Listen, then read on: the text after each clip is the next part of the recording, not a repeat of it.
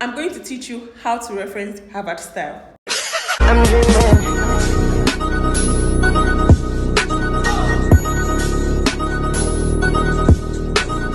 Let us explore how to reference using Harvard style. This document was created solely for the purpose of this video.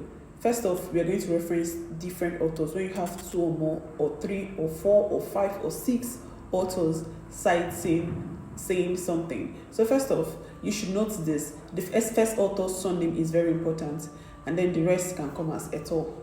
So first off, you put the damans, which is from this article, damans, and then et al. In italics, which means and others, and the year of publication for the in-text citation. But in the list of reference, you need to put the full name of all authors. Take note of the full stop and the comma. This is very, very important for Harvard referencing, and this is what differentiates Harvard referencing to APA referencing. For example, in APA referencing, you use, when you're done writing the name and then you want to write the last name, you use the italics sign of, no, the abbreviation of and.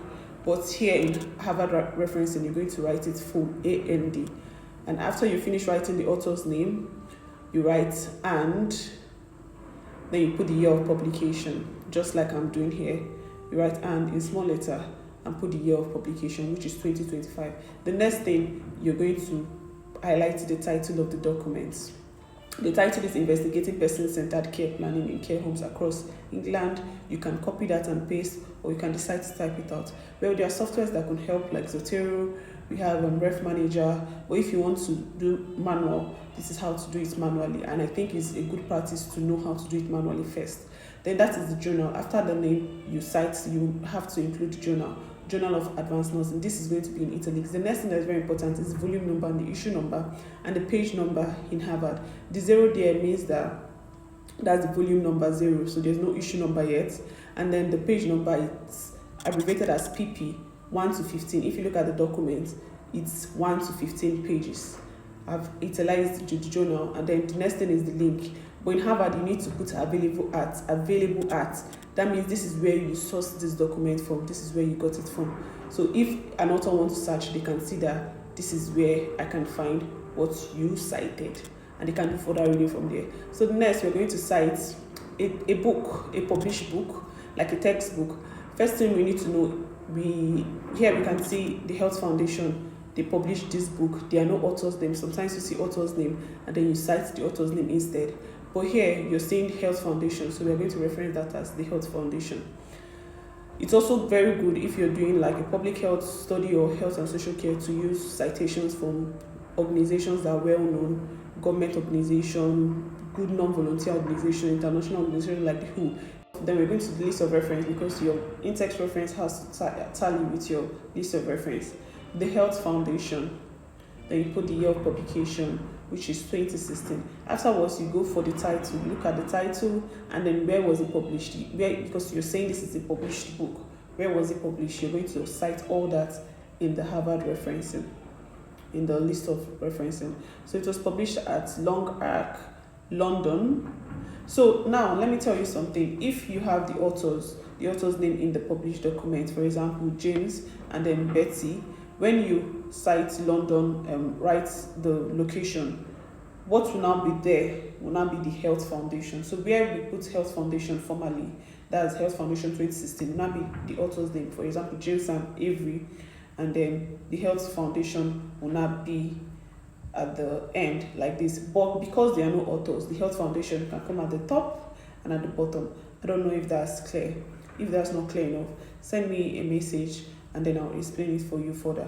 So the next, we're going to cite a website, a government website. This is the Scottish government. The Scottish government is saying, let's assume the Scottish government said this. So this is how to cite a website. This is the third example I'm giving. This is how to cite a website. You go to Scottish government, check the year of publication. Here is showing you then put the year of publication and cite it in the list of referencing, the list of references. So you put Scottish government, put the year of publication, you get the title, you put available at, and then you put the URL link, which shows that this is where it's available at. One thing you should know about citing from a website is that you need to put the date you access the document. So in case the tutor or the lecturer wants to look at the document, they can know that, oh, maybe it's no longer available, because sometimes some links get taken that gets are no longer available, so they can now know that, oh, it was available at the time where you submitted, but unfortunately it's no longer available. So that is why they prefer you using journal articles, because it is more reliable. Like the data is there, they are for years, couple of years, decades, the data is always there. So this is how to cite a website. Next, I'm going to show you how to cite two authors. This is two authors. This is a PubMed article. There are two authors because we've cited three authors, we've cited one author. Now we're going to see how to cite two authors. So we got this from PubMed. You can easily just click on the site and then you can get the citation and then edit it. It saves the stress of typing out the names one after the other. I'm just trying to edit this.